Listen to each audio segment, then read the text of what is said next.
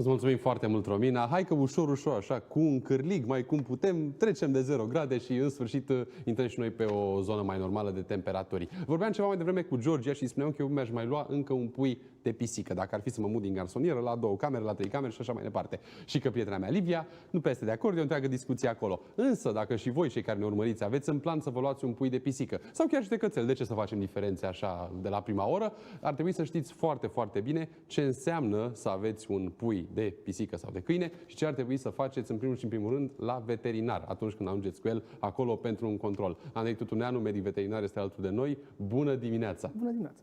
Am citit în desfășurătorul nostru că vorbim despre consultul cardiologic la puiuți. Așa a rămas vorba. Ce se întâmplă și care sunt riscurile dacă nu facem acest consult? Există posibilitatea ca puii să aibă anumite afecțiuni ascunse, fără simptome, de care să nu ne dăm seama?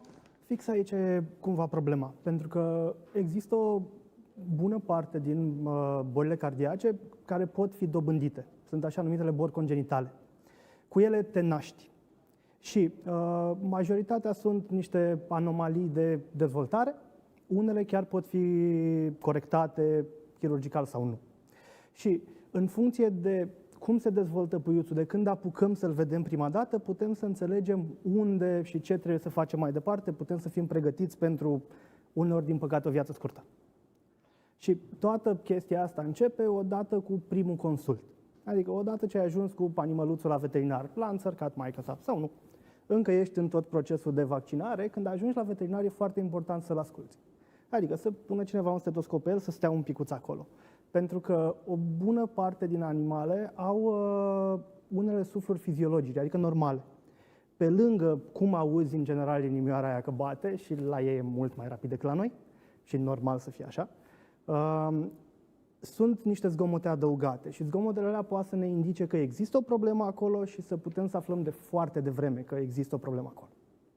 Și cu cât aflăm mai devreme, la fel ca și în cazul oamenilor, știm foarte bine, cu atât putem interveni mai rapid sau chiar să prevenim anumite complicații. Fix despre asta e vorba. Pentru că sunt anumite defecte congenitale care merg operate și am ajuns în 2024, nu mai e atât de greu să faci niște chestii. Pentru că tehnica ne ajută, experiența ne ajută, lumea e legată și avem acces la tot mai multă informație, s-a publicat mult mai mult și dacă te prinzi din timp, ai șanse chiar să dai o viață perfect normală unor animale. Sunt și cazuri în care animalul nu prezintă simptome și doar prin acea bătaie pe care o auziți voi prin stetoscop să ne dăm seama de o anumită afecțiune? Depinde foarte mult de ce vârstă vorbim. Și aici e cumva interesul meu principal în partea de ascultație. Pentru că dacă asculți de la o lună, 2, 3, ai șanse mari să găsești un suflu care încă nu are nicio implicație clinică. Adică animalul ăla e perfect sănătos, s-a dezvoltat normal, își vede de treaba lui. Cât de devreme dezvoltă o anumită patologie și cât de devreme dezvoltă semne clinice depinde foarte mult, pe de-o parte, de ce patologie congenitală are, pentru că sunt patologii cu care trăiești perfect și n-ai nicio problemă. Există patologii cu care n-ai cum să trăiești. Și dacă ne prindem din timp, și aici ar fi, să zicem, cazul persistentei de duct arterial. E o anomalie congenitală în care tu și om și animal, în timp ce erai în mamă, n-ai nevoie de plămâni și așa că corpul are un bypass pentru plămânul ăla. Ăla trebuie să se închidă odată ce tu ai respirat prima dată. Uneori nu se întâmplă. Și noi găsim, din păcate, foarte târziu, ce obțin în practica noastră, și e și o chestie pe care o vorbesc colegii din țară, și găsim destul de târziu genul ăsta de defect. Și dacă îl găsești la 3 luni, 4 luni, un an, ai șanse mari să-l operezi și cățelul să trăiască o viață perfectă. Dacă îl găsești la 5 ani, inima deja este foarte remodelată, apar probleme electrice, nu se mai sincronizează nimic în ea și de acolo e foarte greu să-i scoți, după care standardul de viață scade. Pentru că și aici e o chestie. Odată ce ne prindem că avem o problemă, chit că nu o putem repara, și din păcate sunt și cazurile alea, putem măcar să dăm un standard de viață bun. Pregătim proprietarul pentru, are șanse să trăiască mai mult, mai puțin, ceea ce cu toții știm că odată ce ne luăm un animal nu trăiește cât noi. Dar putem să reglăm așteptările și asta ajută de obicei și pe lângă există medicație care poate să facă viața mai bună, poate să-i dea un standard de viață, să respire bine. Pentru că dacă nu respiri bine, dacă nu te oxigenezi, n-ai un standard bun de viață.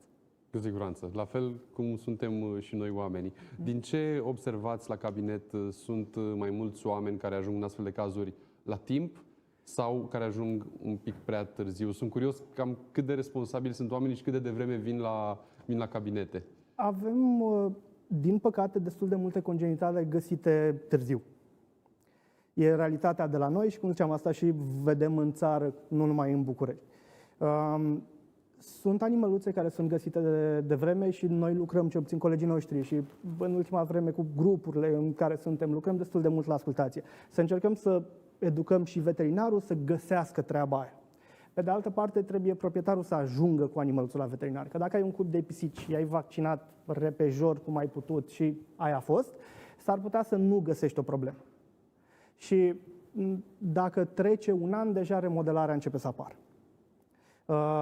Dacă ajungi cu el din timp, îți dai timp pentru primul vaccin, nu e doar un am înțepat și atât a fost, ci e un consult în care discuți cu medicul despre ce avem de făcut, ce o să însemne animalul ăla, ce te aștepți, ce nu te aștepți, ce faci un consult cum trebuie din prima, ai șanse să găsești problemele astea.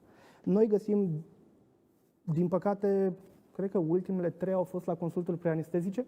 Aveam animăluțe de 8 plus ani la care trebuiau să intre în chirurgie și au venit să vedem ce se întâmplă cu ele, dacă au vreo problemă, ce au. Și am găsit niște chestii cu care s-au născut, pe care le-au dus pe picioare, unele surprinzător, fiind defectele, ziceam de persistența de duct arterial, defectul era atât de mic încât inima nu se remodelase la 8 ani și animalul ăla trăia perfect și în teorie cred că o să ducă o viață bună. Tot l-aș corecta, dar aia e o excepție.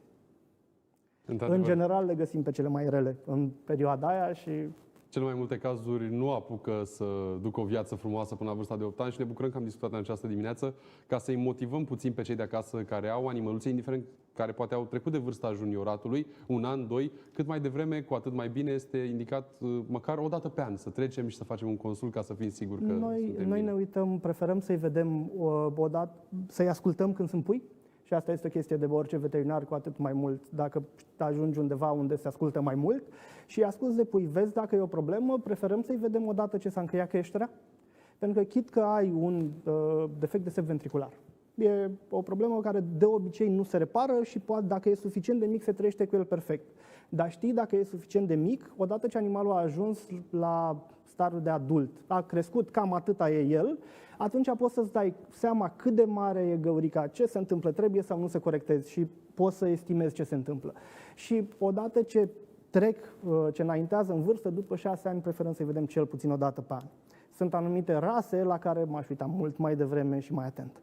Vă mulțumim foarte mult că ați fost cu noi în această dimineață și vă așteptăm cu drag și cu ocazia altor emisiuni ca să mai primim astfel de informații, pentru că sunt sigur că avem mare nevoie de ele, noi toți iubitorii de animale. Mulțumesc! Dragilor, facem acum un mic